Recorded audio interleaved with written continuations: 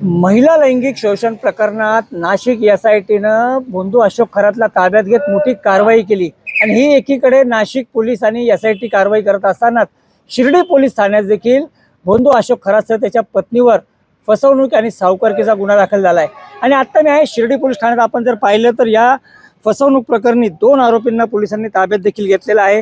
जी कल्पना खरात आहे ती फरार आहे। मात्र या 2 आरोपींकडून मोठी माहिती आता या शिर्डी पोलिसांच्या हाती लागलेली आहे। एकूणच जर पाहिलं तर अशोक खरातचा पाय आता आणखी खोलात जाताना दिसतोय। अशीच एकूण ही माहिती या सगळ्या फसवणूक प्रकरणात समोर येते।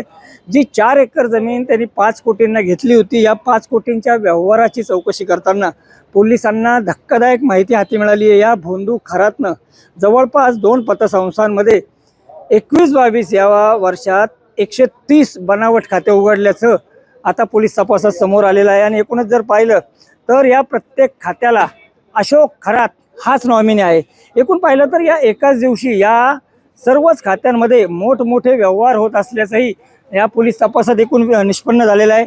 आणि ह्या सगळ्या खात्यांची माहिती आता पोलीस विभाग गोळा करताय। निश्चितच यात काही धक्कादायक नावे देखील अशी समोर आली आहे, ज्यात रुपाली चाकणकर यांची बहीण असेल, त्यांचा पुतण्या असेल, त्याच पद्धतीनं जे जासूद ज्यांनी अशोक खरात विरोधात तक्रार केलेली आहे त्यांचे देखील बनावट खातं आहे। याशिवाय जी विश्वसनीय सूत्रांनी माहिती दिली आहे त्यानुसार वरिष्ठ अधिकाऱ्यांच्या नावे देखील बनावट खाते उघडल्याचं शिर्डी पोलिसांच्या तपासात समोर आले। त्यामुळे शिर्डी पोलीस या संदर्भात पुढच्या 2 दिवसात सगळा खुलासा करतीलच। मात्र जे विश्वसनीय सूत्रांनी जी माहिती दिली आहे त्यानुसार अशोक खरातचा पाय आता आणखी खोलात गेलेला आहे आणि त्याची पत्नी कल्पना खरात ही फरार असल्यानं तिला शोधण्यासाठी पोलिसांनी लुकआउट नोटीस देखील जारी केलेली आहे।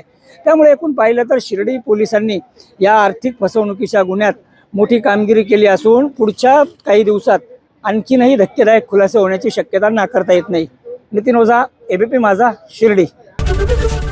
एबीपी माझा, उघडा डोळे बघा नीट।